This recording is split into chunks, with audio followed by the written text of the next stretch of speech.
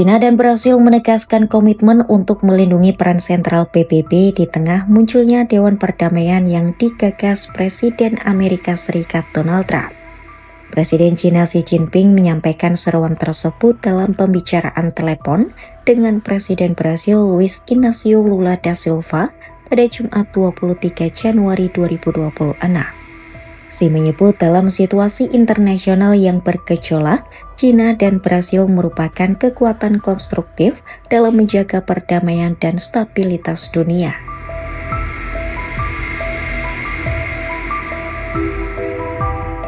Seruan tersebut disampaikan di tengah meningkatnya kekhawatiran terhadap Dewan Perdamaian yang diinisiasi Presiden AS Donald Trump. Meski awalnya digagas untuk mengawasi proses rekonstruksi Gaza, piagam dewan tersebut tidak membatasi mandatnya hanya pada wilayah Palestina. Hal ini memicu kekhawatiran bahwa Dewan Perdamaian bisa dirancang untuk menggantikan atau meminggirkan peran PBB dalam penyelesaian konflik global. Diketahui China dan Brasil termasuk negara yang diundang untuk bergabung dalam lembaga yang secara resmi bernama Board of Peace itu. Namun hingga kini keduanya belum mengonfirmasi partisipasinya secara resmi. Sikap skeptis juga datang dari sejumlah pemimpin Eropa.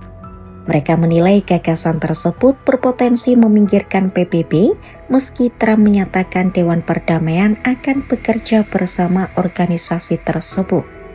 Sementara itu Indonesia menjadi salah satu negara yang menandatangani piagam Dewan Perdamaian di Davos, Swiss.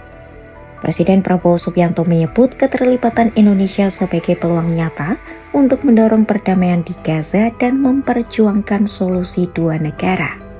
Namun pengamat hubungan internasional dari Universitas Indonesia Agung Nurwijoyo mengingatkan Indonesia harus memiliki agenda yang jelas dan terukur. Tanpa itu, Indonesia dinilai berisiko terseret dalam agenda politik Trump dan kehilangan posisi moral untuk mendukung Palestina. Dewan Perdamaian merupakan badan internasional baru yang awalnya diklaim untuk mengawasi proses rekonstruksi Gaza pasca konflik.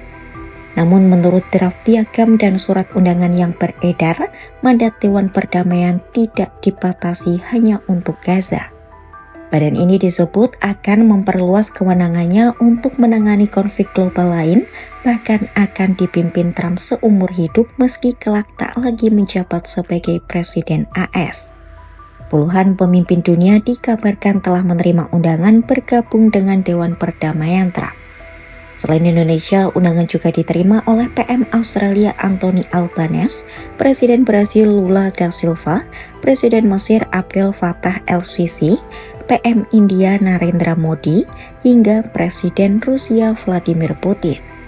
Sejumlah negara masih mempertimbangkan keikutsertaannya, termasuk Inggris, Rusia, Selandia Baru, Thailand, dan Vatikan. Sementara itu, negara yang secara terbuka telah menyatakan setuju bergabung adalah sebagai berikut.